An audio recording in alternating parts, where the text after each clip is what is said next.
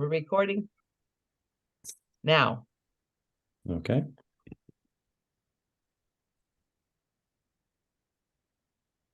All right. Hello and welcome to the IDCTA live stream interviews. I'm your host, Eric Dirks, and tonight's guest has contributed so much to the sport of eventing. As a competitor, he placed 8th place individually in the 2000 Sydney Olympic Games and has had many top placings at Rolex Kentucky, Fairhill International, and Burley in the UK. 2003, he won team gold at the Pan American Games and has been a selector for World, Olympic, and Pan Am Games from 2013 to the 2020 Tokyo Olympics. In April of 2022, Robert was hired on as a Chef de Equipe and team advisor to the USEF Land Rover eventing team, leading them to Team Silver in the Eventing World Championships in Petroni, Italy. And recently, Team Silver and individual gold with Caroline Pamuku. I know I'm butchering her name. That's pretty good. That's pretty good. Formerly Martin.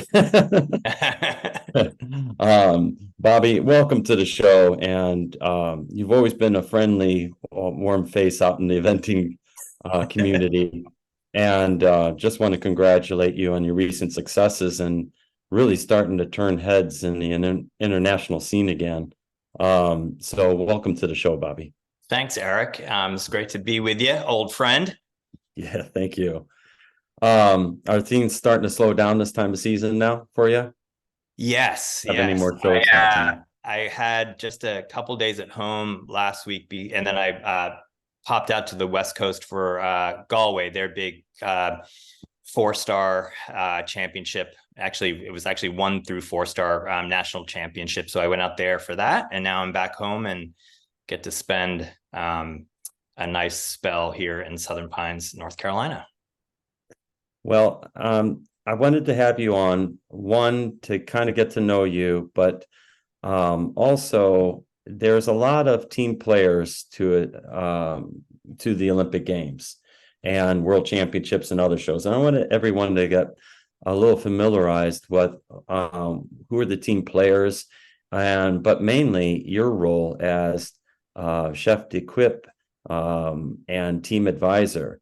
Can you describe to us what a Chef de Equipe is? Right. Well, first it's Chef de Keep, but that's okay. Thank you. So my whole title is Chef de Keep / technical advisor. So when I was hired initially, April of 2022, they were looking to change the role a little bit. Historically, the technical advisor would also do pretty much all the coaching of the athletes, and that had not really been working for several years, for probably at least 10 to 15 years before that. I think what we didn't realize is that our very top echelon, top tier of athlete, they got to that place because they have very, very good programs. They are comfortable with the veterinary farrier, their whole sports science medicine part of things. And we finally took a little bit of a risk, I guess, in a way, to say, look, you guys, we're gonna restructure this. We are not gonna say you have to ride with this person, that person, but we're gonna trust that you can get to these big competitions with the programs that you've been successful with.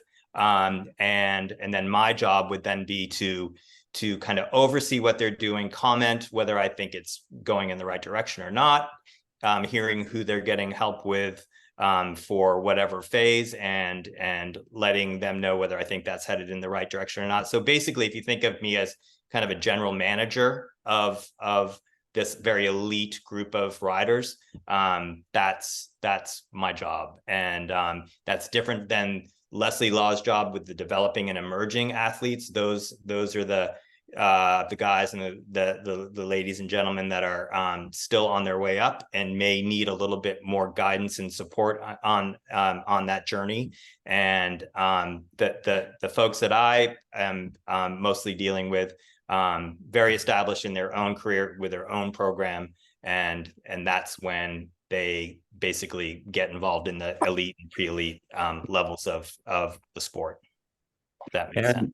Is the Chef de Equipe and team advisor, are they two of the same hats, or are they two? So the advisor is what happens on a day-to-day basis. So early this week is usually early in the week is usually when I call all the, we have a very small list of people that are on either the pre-elite or the elite list. And I check in with these guys once a week, at the very least once every 2 weeks.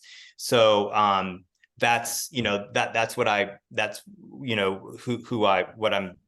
do mostly to get the week started. And then then we'll go from, what is this horse getting ready for coming up now? Most horses are getting ready for a little bit of a vacation. We do have Terra Nova down in Florida, not this weekend, but the next weekend. The season goes later and later, it seems, every year.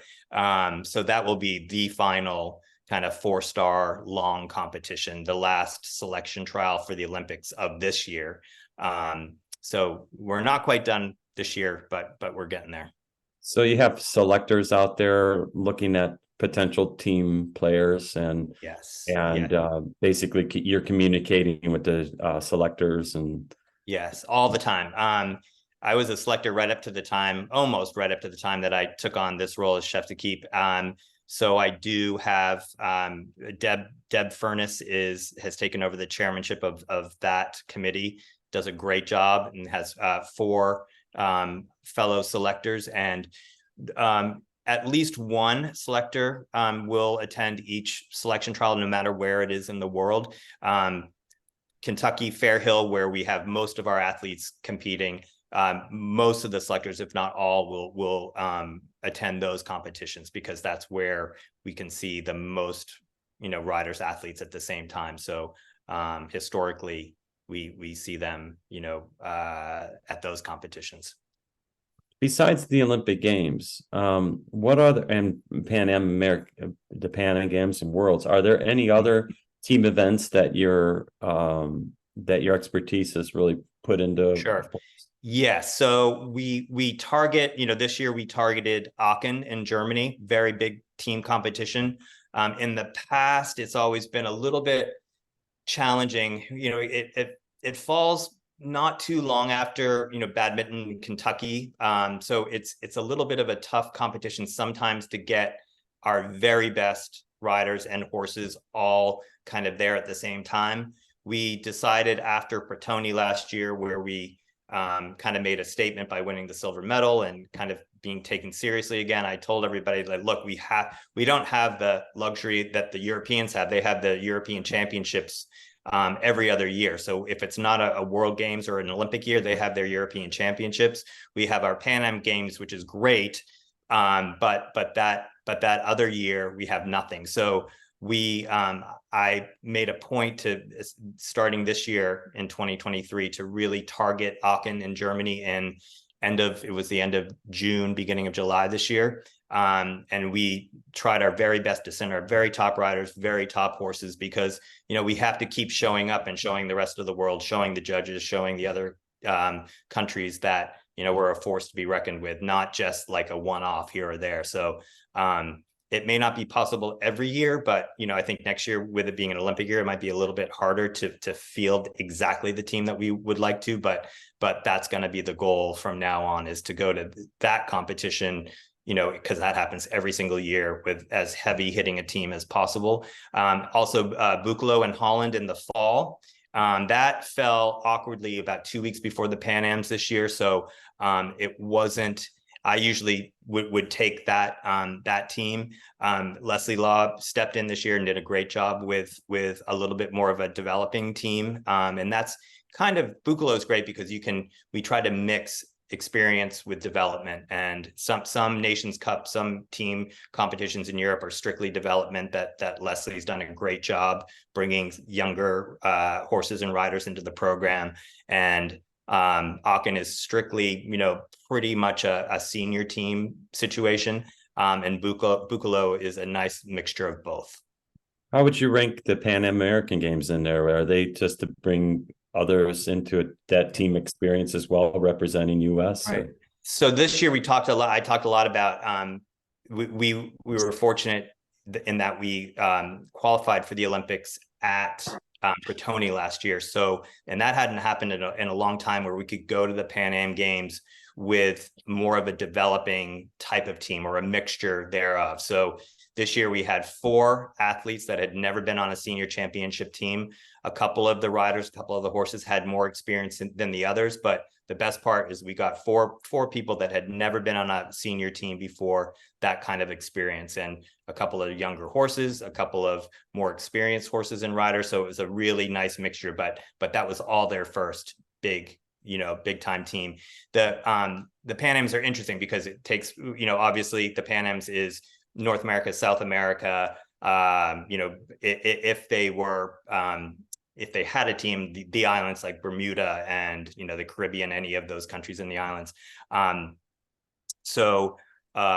It's interesting because it's obviously not the tippity top. It's not like going to the Europeans where it's basically all the top countries in Europe. So you have developing teams from South America, but then you have very strong teams from, say, Brazil actually has a very strong eventing team.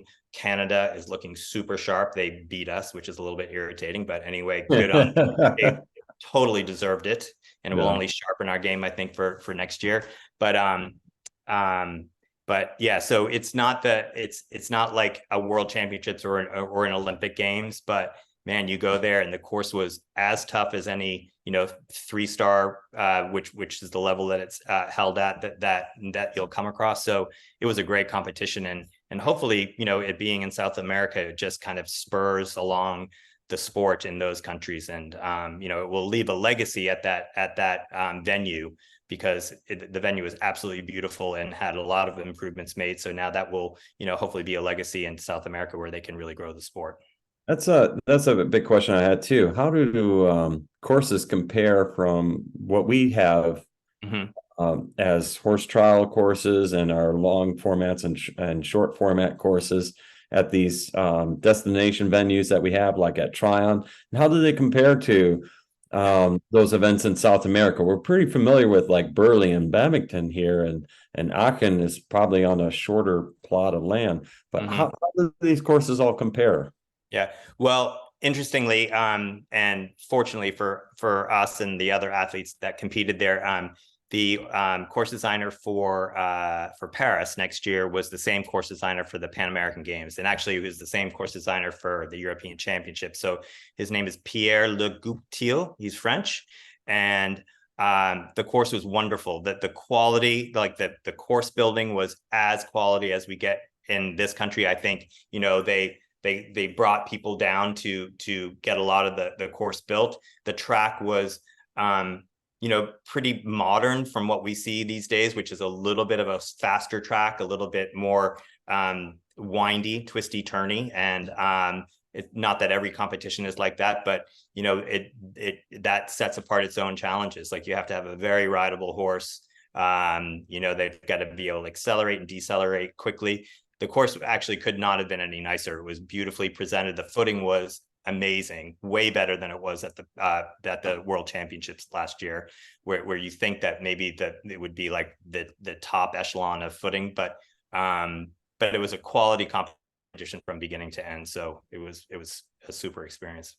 Do you have members of your team that view the location of the next major competition like the Olympic Games? Does somebody view that venue and have an idea of what the venue offers and maybe a little bit of the course?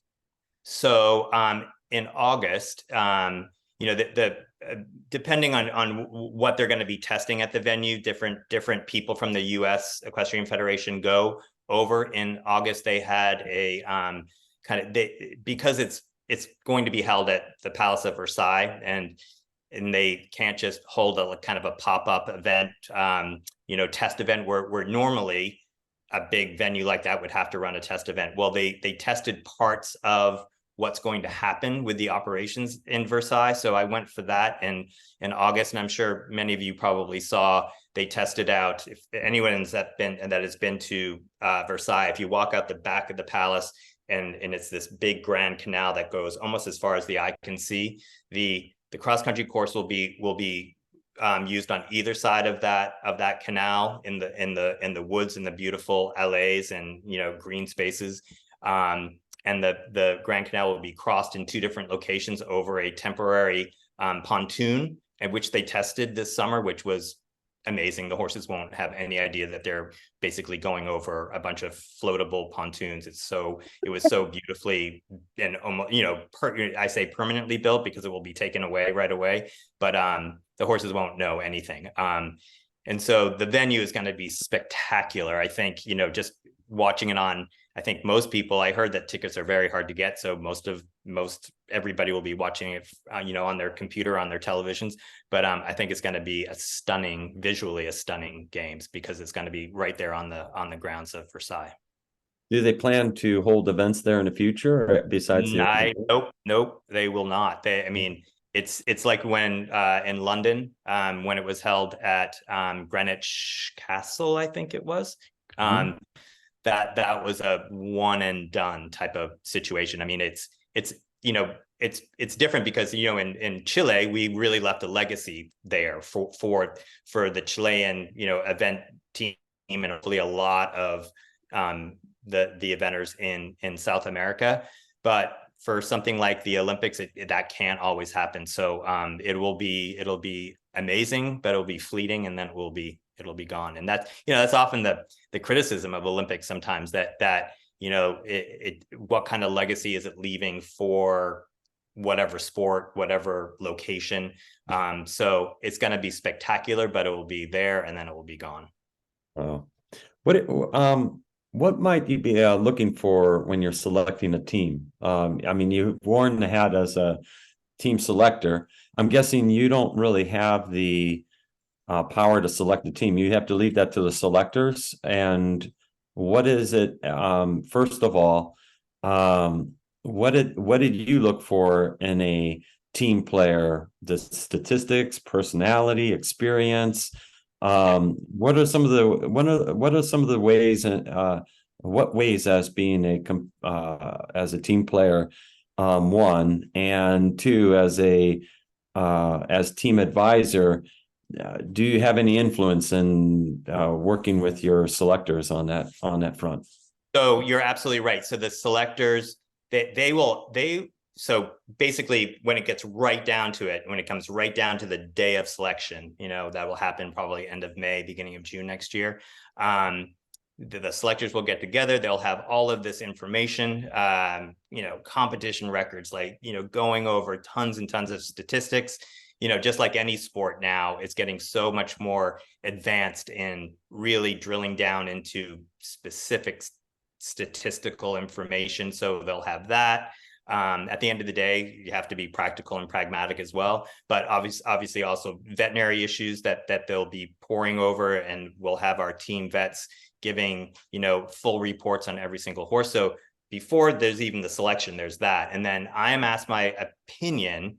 I'm able to give to the selectors, like, hey, this is who I would choose. And I hand that to them. And then they say, thank you very much, leave the room, go away. And then they pick the team that they want to. So it was, I had that job of being able to, usher my selection committee into, and sending away, the chef de equipe or the technical advisor. And now I'm that person that has to kind of leave it in the hands of someone else. But it's the most democratic way of doing it. It's checks and balances. And I must say it everybody kind of works really well together. And, this year when they picked the Pan Am team, I was like, yep, they nailed it. So, and we talk a lot. So, but when it comes right down to it, they have that power. And then I think you asked about, what kind of horses, riders, athletes are we going to need for next year?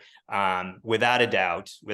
And I think we have these horses existing and riders in our country right now. They're going to have to be horses that can score in the mid-20s in the dressage and finish on that score. Like there's almost no more room anymore for yeah, but this horse is like amazing cross country, and he can, so what if he's on a 40 after the dressage? Like, he'll be amazing cross country. Maybe he'll have a couple of rails, but there's no really room for that anymore at least at the Olympic level. So we Plus, you have a three-member team now too, and you can't drop the score. Member team, a fourth gets to travel, and it's very confusing. You'll have to look it up and kind of study it on your own, you guys. But there's a fourth member that will travel with the team. That fourth member could be slotted in at any time for a veterinary reason, but you really don't want to have to do that, because if you're doing that, extra penalties get added to your score. Yeah, you may be able to finish, but you're not going to medal. So you got to pick the team that is going to produce 3, really good rounds over 3 phases. So you could slot that alternative anytime in the competition. Yeah, it's very, it's so ironic, because the FEI is always talking about how they want to make things more understandable to people. I truly studied these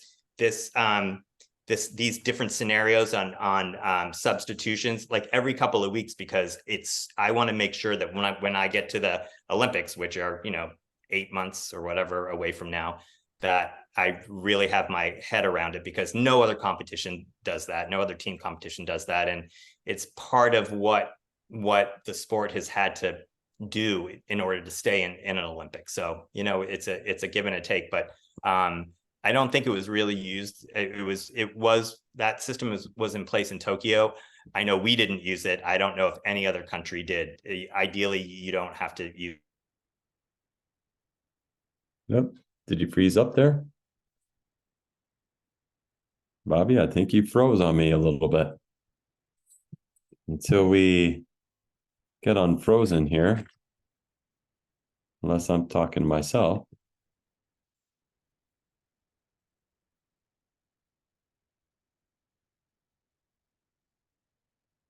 I'm sorry, folks. It looks like he lost his internet. Yeah, he may have lost his internet.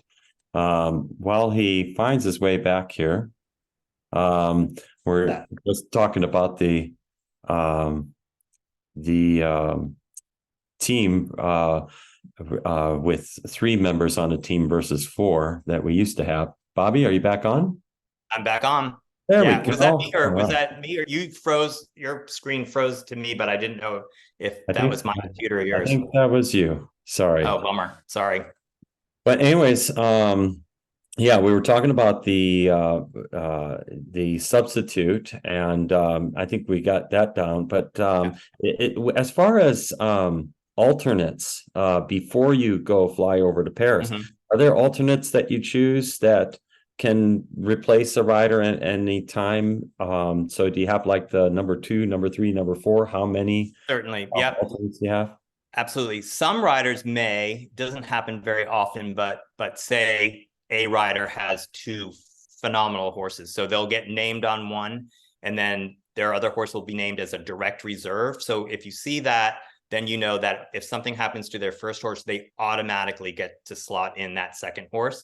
Now, if you're named as a reserve or an alternate, then someone would have to come off the team for you to get slotted in.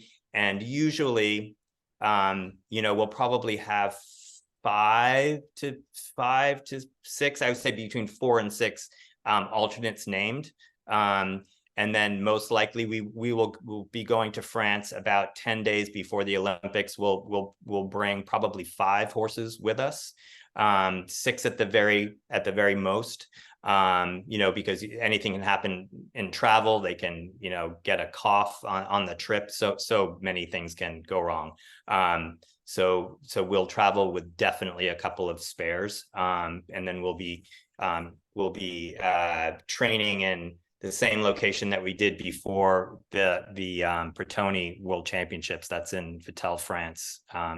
So we'll be there before heading to Versailles next summer.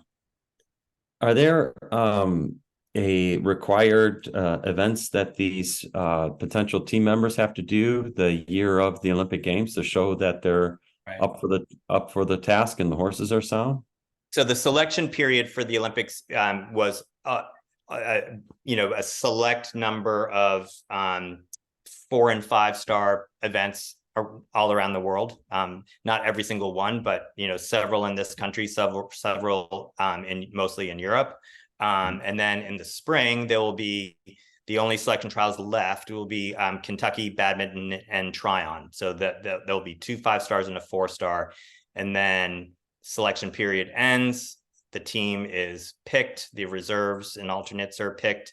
And then before the horses travel, they will do a final, called a final or mandatory outing in this country, probably about 5 weeks before the start of the Olympic Games, just to show there's no more kind of selection happening from that event unless something went really wrong with someone. It's just another opportunity to show that, yeah, they're ready. Last little preparatory trial, be able to work out any kinks or whatever in the training, and then after that mandatory trial, then it's all about the gallops and fitness and the final weeks of preparation before heading to Europe. What does a business model look like for someone who wants to ride for Team USA in the future? I'm sure you have as team advisor, you're consulting with a lot of the potential riders going out there, and you probably do you check their business, so what they do, and if they have done enough time working with their horses, and what does that look like? It's such a great question, because I think, like, you've been around for a long time, and I still see it today where people sometimes think just more horses means more chances, and I've always been a little bit more of a believer in quality over quantity. I think because we're oftentimes, these riders are not independently wealthy, and they may have an owner or two, but they no one is throwing them tons of cash, so they're out there teaching all day, and when they're not riding, they're doing clinics on every free possible weekend.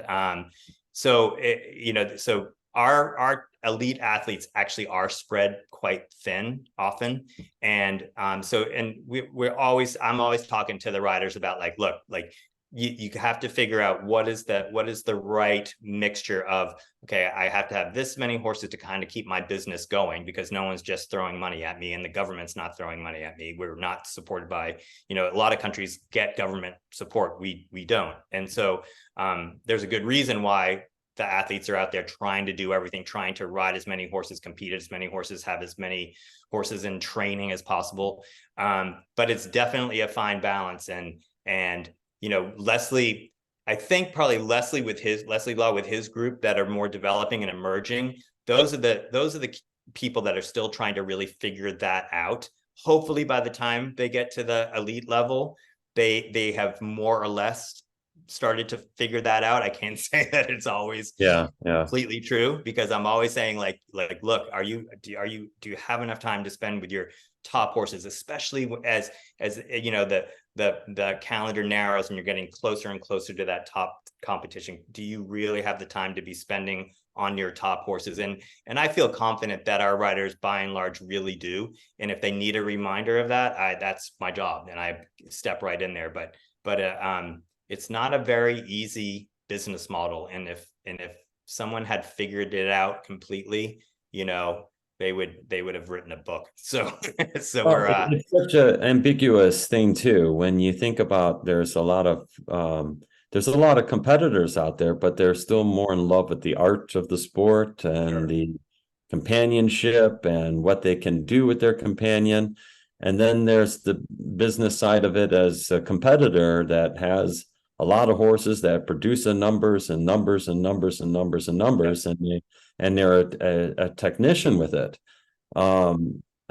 Just reading your bio, you had quite a love for the horses from hunting to, and you caught the eventing bug early, and you could see your love with a few key horses that you had, and then keep contributing behind the scenes.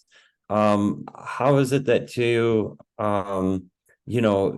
your why to the sport, and why you do what you do? It's not just to get team goal, but there's a certain love affair behind it. Can you want to share that with us? Or Yeah, I mean, I'll be totally honest. Like I was uh, the thought of just riding to go on, hour and a half long trot sets in itself did not excite me very much. I loved it when it was part of the process to getting to a goal or getting to a top competition. And absolutely, you had to then enjoy that whole process. Otherwise, you wouldn't be doing it. But definitely for me, I was always felt that I was at my best when I had some very specific goal, whether it was just Kentucky in the spring or Burley or something in the fall, or a championship that I was, really trying to drive towards.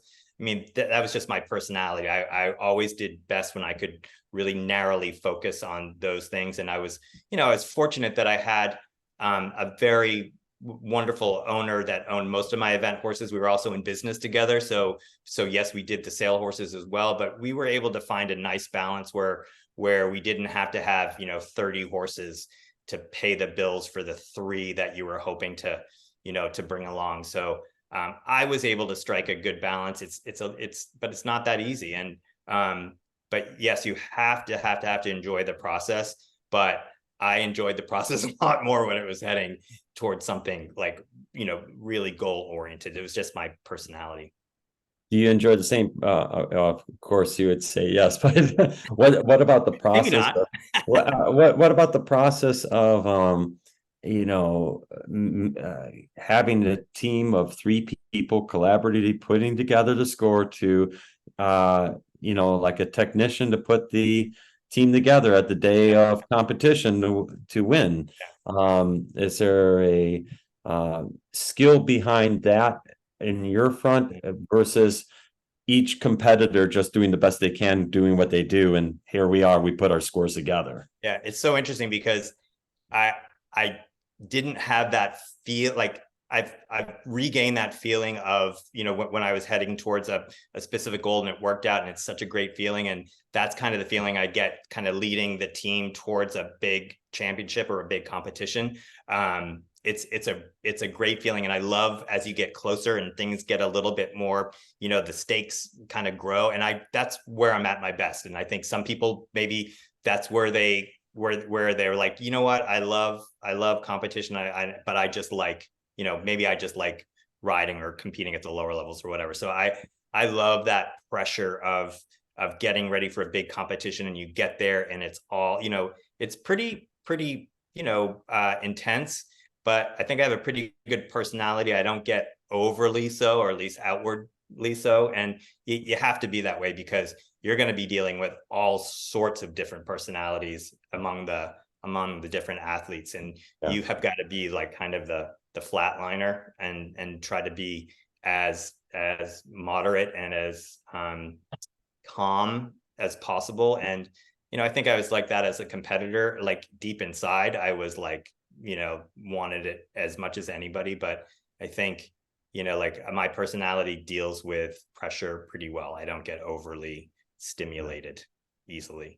It's an odds game though, and it's funny, like even at the Pan Am games, you guys were way ahead after dressage and then cross country, and then stadium comes, and all of a sudden things could unravel a bit, and playing the odds, you sometimes can't explain it.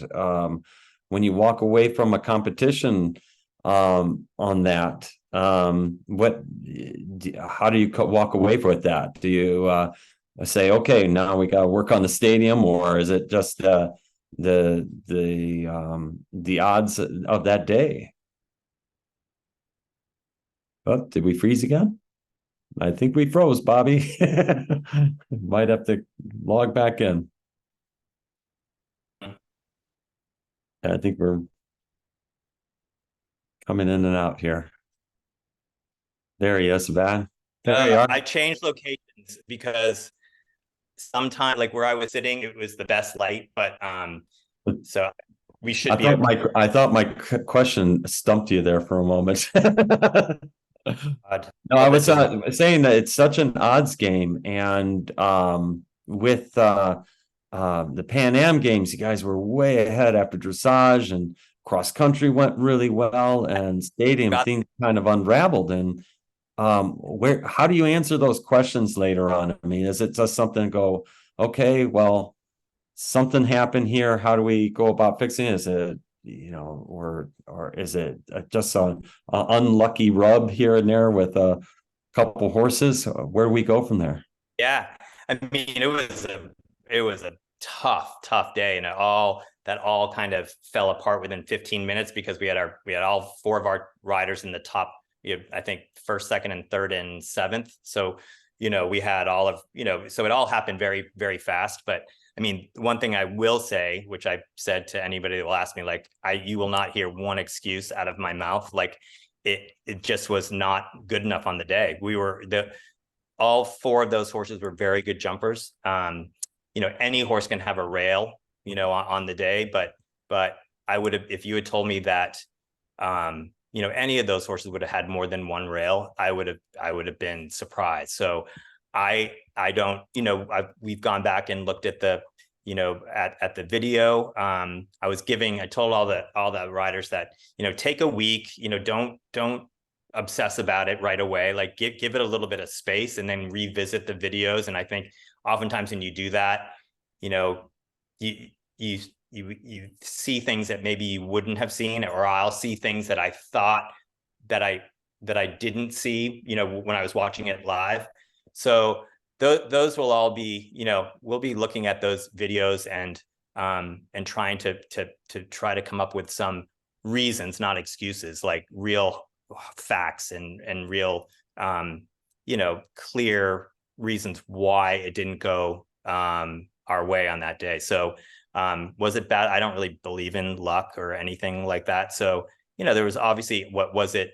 Was it nerves? Were the horses, all those horses ran fast and hard on Saturday? Were they tired? So we're going to get to the bottom of it and just know that there won't be any kind of lame excuses coming from me and nor any of the riders. It's got to be something too, when you had those riders that close together towards the end of the competition. It's not like you can go to the next rider going, hey, watch that turn on this one, and because they were just going one after the other. And I do, boy, I have to empathize for you. I know as a competitor, when you hit a rail, it's about keeping the integrity throughout the rest of the ride. But when you're watching your team, you got to be going, you got to be level. You can't play playing defense. What do you do? What do you tell yourself? Are you that cool, or are there things that you just tell yourself, okay, we just got to do the next right thing? What do you tell yourself during those time periods when you feel things unfolding?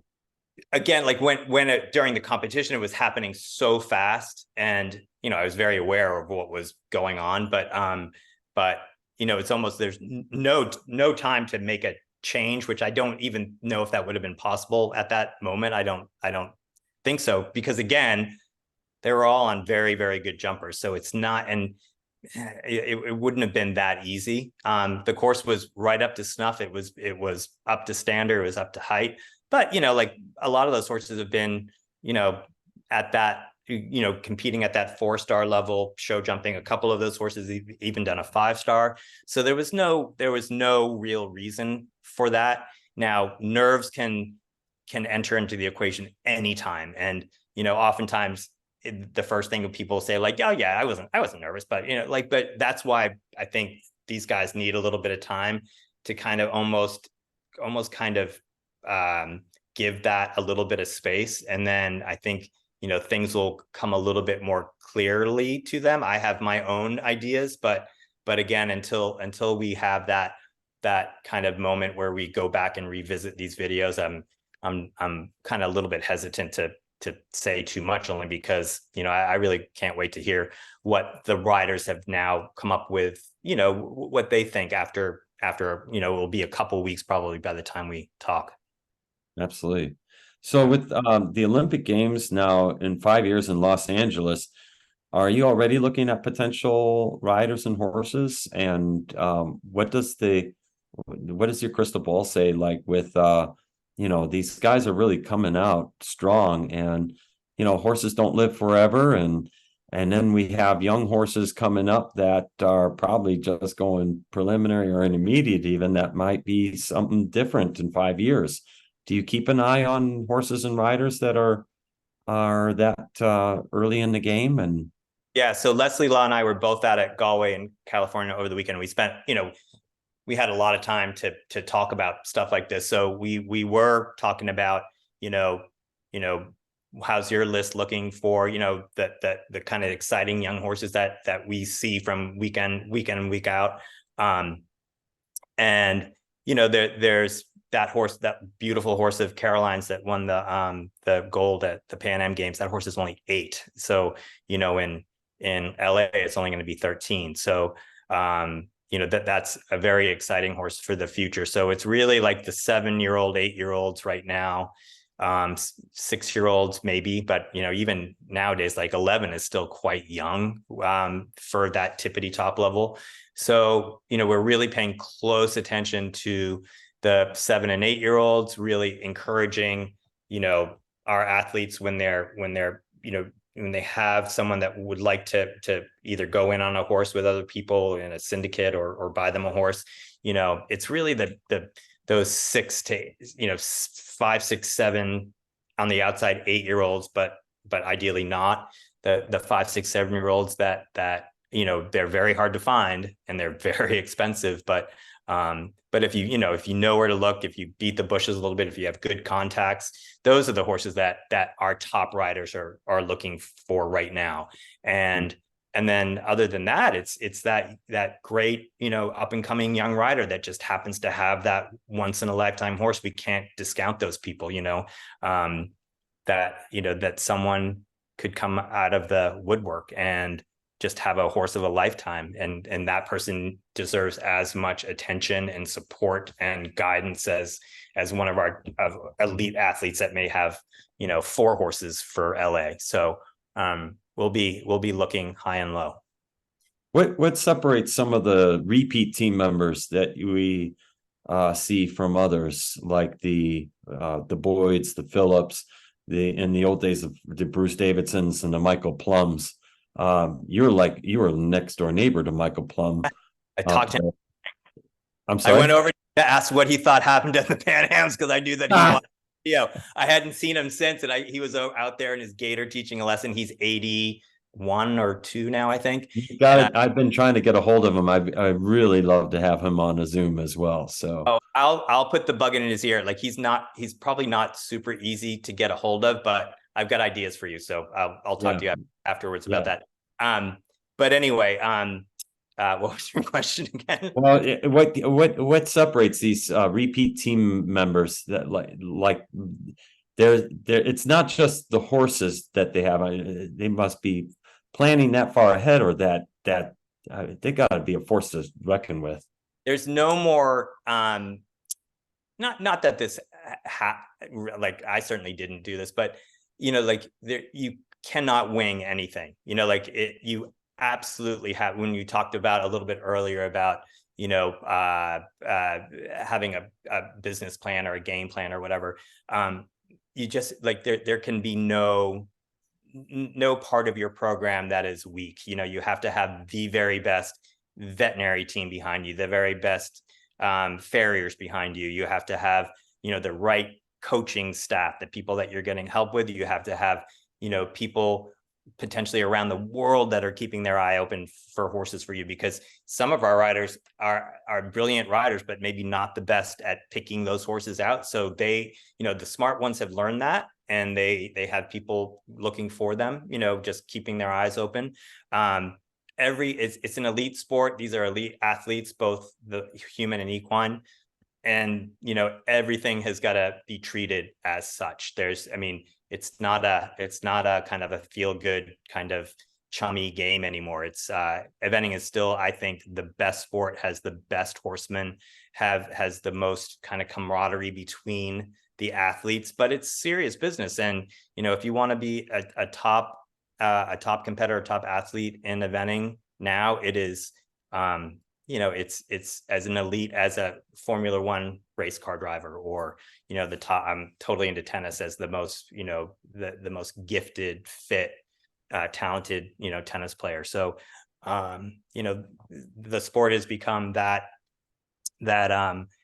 technically, you have to be so technically proficient, and you can't, like, I kind of got away with, for a while in my career, kind of dressage was my weak link, and I kind of figured out that that you couldn't even do that 20 years ago.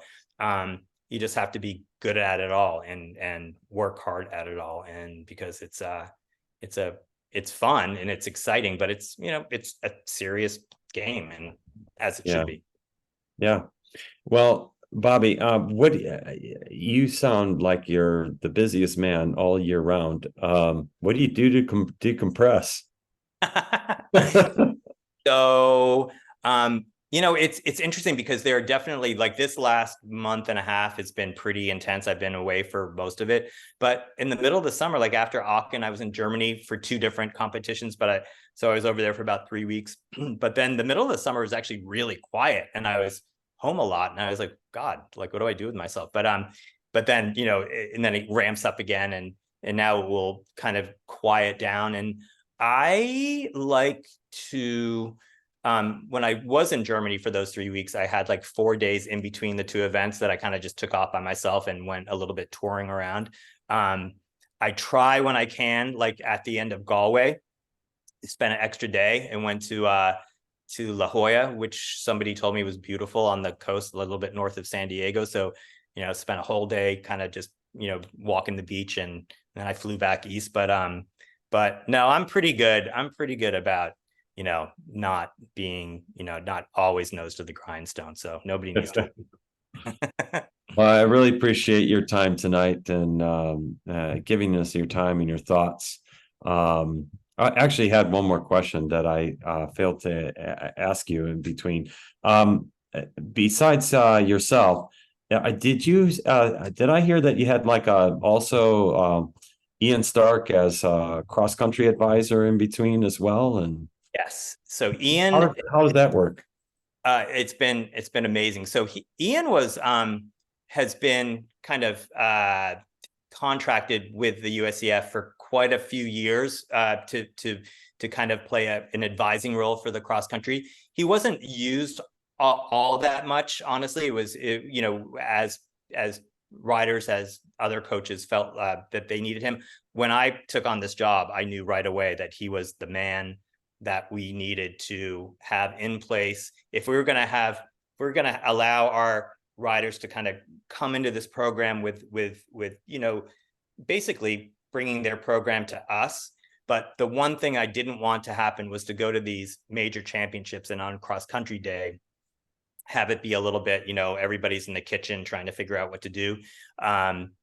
So I always had envisioned that Ian would be that person at he was at Aachen, he was at Pretoni last year for the World Championships. He was obviously at the Pan Ams this year. He is the coordinator on the day. All the riders walk the course with him early in the week of the competition. If they have their other coaches there, absolutely, they can go off and kind of have their strategy with their own course coaches. But before the cross country, the night before the cross country, each rider sits down with Ian and me and goes over their plan, and Ian either signs off on it or says, no, I really think that going this way at this combination is going to be that our team, kind of our strategy. And it has been wonderful. The riders have such respect for him, which is phenomenal. If anyone gets a chance to watch the Fair Hill event on the USEF network, his course design there was amazing. And unreal. and how he could think like a horse like that. At first, when he went to the course walk, I was like, wow. But I was to me, I was at Burley, Badminton, Kentucky, Fair Hill this year in Fair Hill, Maryland. Definitely walked the most in your face, just big, bold, scopy technical, all the everything. But as oftentimes with Ian's courses, it rode really well for, for those people that went out there with the right attitude and attacked it and had, again, it's not, you can't get away with anymore just being a really, aggressive rider that has no problem going fast. You got to be able to go fast. You got to be able to have control, the acceleration, the deceleration, the technical skills, because in amongst these huge jumps, incredibly technical combinations. So he got it 100% right, I think, this year. And the time was hard to make, which had been hard to figure out on the new part of the course that he had used for the first couple of years. So he was able to find the track to make, that was going to really test making the time to the maximum. And he did a perfect job this year. And it was great competition. It was a lot of fun to watch from beginning to end. So is there a way that anyone listening to this interview, how they can help support Team USA? Is there a link that you could refer us to help support the team on through future? A lot of work through the USET Foundation. So many people probably remember the USET, when we did training sessions and such together, Eric, those were, Mark Phillips was employed by the USET. Over time, the US Equestrian Federation kind of took on that part of it. And then the USET Foundation strictly became a fundraising arm. Okay. So any money that goes to the USET Foundation, that money can get earmarked to the eventing program. So there was a really lovely kind of owners reception out at Galway this weekend, where Bonnie Jenkins from the USET Foundation was out there meeting the owners, and so that's a great way. There are different through the USEF. I don't. You can go on to the USEF website and see different parts of eventing that you can kind of give money to. Through the USEA, they have the frangible technology fund. They have the endowment trust. They have so there's lots of places for your money to go. But I would say, honestly, I'm so impressed with what the USET Foundation does for our athletes and for our, getting these horses and riders to, and not just the most elite, but the developing the emerging athletes, getting them to big competitions all around the world, because we need that kind of experience if we're going to. And that's what I found too in the past. USET was the most direct route. Amazing. Yeah, they're great. Bobby, thank you so much for joining us tonight. I'll contact you via email or phone number regarding Michael Plum, and I'd love to get you, Michael Plum, Mark Phillips, David, and Denny all on one podcast and discuss and just talk. Interesting. It would be just a little differing ideas of how the time has been passed through your jobs here. So, all right. Well, thank you so much for having me on. Thank you again, Bobby. Bye, everybody. Thank you. Bye-bye.